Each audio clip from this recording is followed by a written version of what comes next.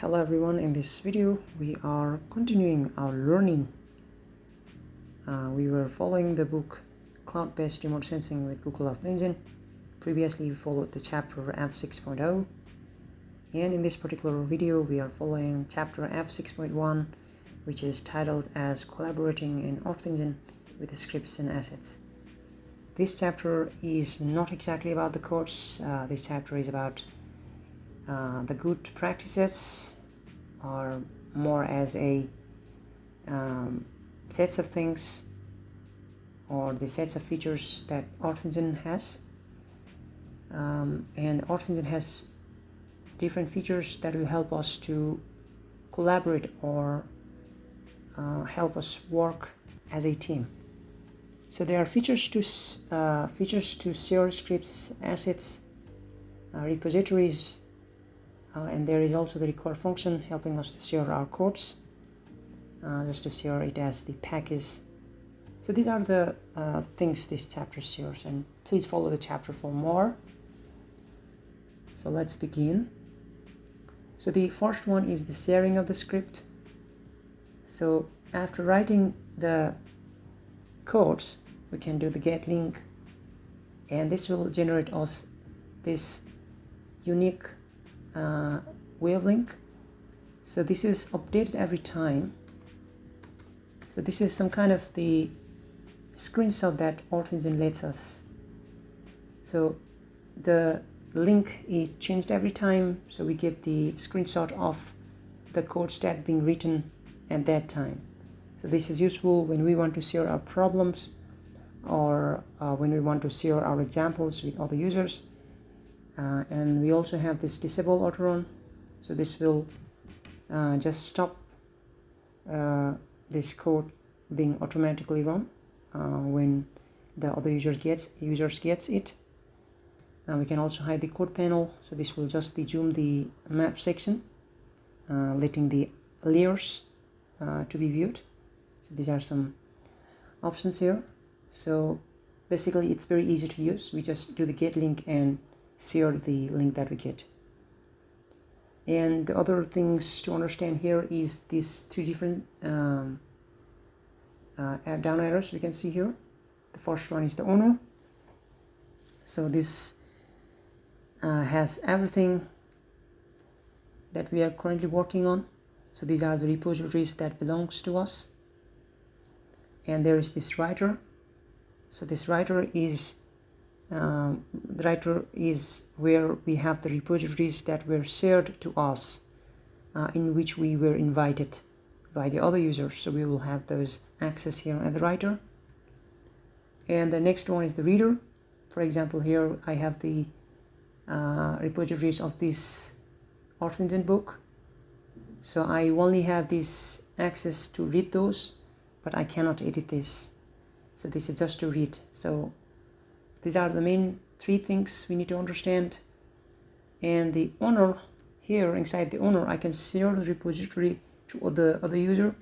So if I do here the configure, I can provide the user's email address, the other user's email address, and give them access as a reader or writer. And then I can share the link to the user. And we also have the assets. Assets can also be shared. For example, if I do here this share, and I can provide the email and give them the reader or writer access to the other user, and I can also make it such a way that anyone can read. And there is also option for application. So this asset can also be shared in the app. So basically these are the things that can be done as to share the scripts, or share the repositories, or share the assets. So these are just the way how the other things work in Google platforms, such as the Google Drive or Google Documents. So there are also the sharing options. So these are very easy to use, and it is very useful to know that we can do that with other users. So just the sharing is what we can do within these features. So it's similar to other Google platforms. It's easy to use. These are easy to use. And the next one to understand here is this one here, require function. Very important one. So here this is require, and inside which we have this Gena users / Gena / packages and palettes. So this is the a string to the to this package, or precisely the sets of codes that was already being written by some other users, and those sets of functions or those sets of codes is not necessary to be written again. So this is something similar to the loading of the packages. If you are aware, in the R there is library, and we do this name of the package and we load it. So similar to that, we have this require in earthengine. So this package is now being assigned to the variable name palettes, and here in the palettes, so this is just the simple map.add layer. We have this TM, minimum and maximum values, and the new thing here is the palette. And in the palette we have this variable, and then we are following it by dot. Here it is color prior, and what this color prior is, if we want to know this, we can go to this user / Gena / packages, and we have this reader access to it, and inside which, in the long list of the codes, we have this palettes here. And if we load the palettes, so we get this color prior. So this color prior is the color map. So previously we talked this in the F6.0, and I was not sure what this color, what this number 9 really related to.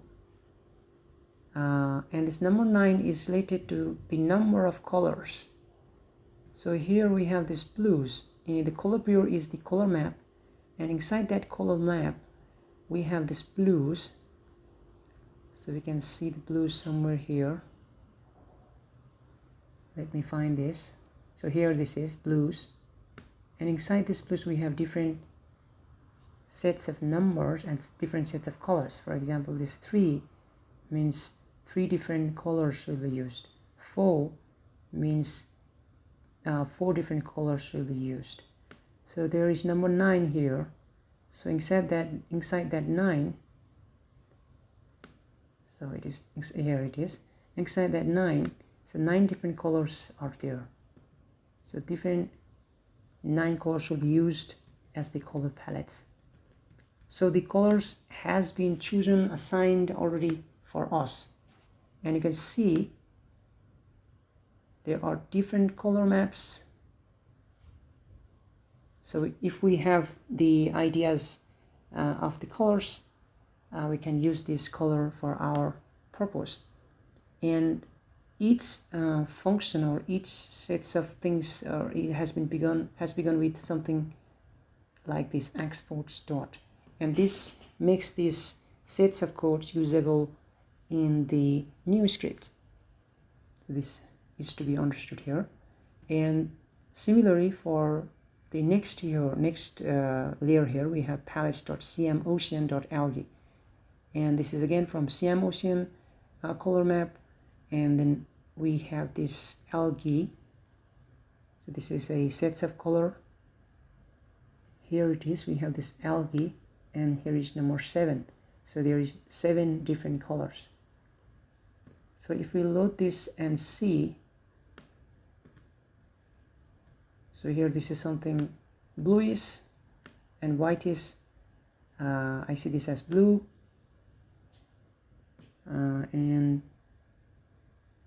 but this may be different color, not exactly blue, I don't know. And the next one is the reddish, sorry, this is something greenish. Here is some blackish and little whitish color. So this is the example of how to use this package. So we just use this require provide the path to that package and use the different sets of color maps. So we can create our own sets of packages. So for here, for example, we can see this here. So this is the example of Landsat A surface reflectance a cloud masking function.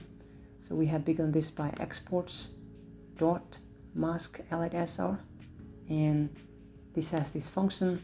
So this will select some quality bands and tries to hide those pixels which are not of that high quality, and we also multiply the bands with different constant, just the scaling purposes, and then we add this band, and we also add the thermal bands, and finally update the mask.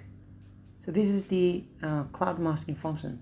So we have saved this somewhere here, and we can now load these sets of codes like this here. So we have this dot map cloud mask dot mask LSR.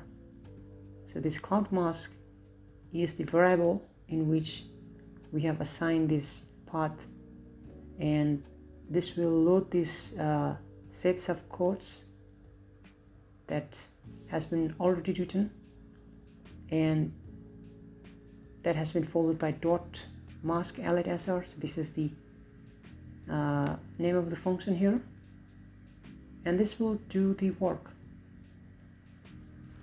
So this is the example how the package or the functions can be created and be used for our purpose.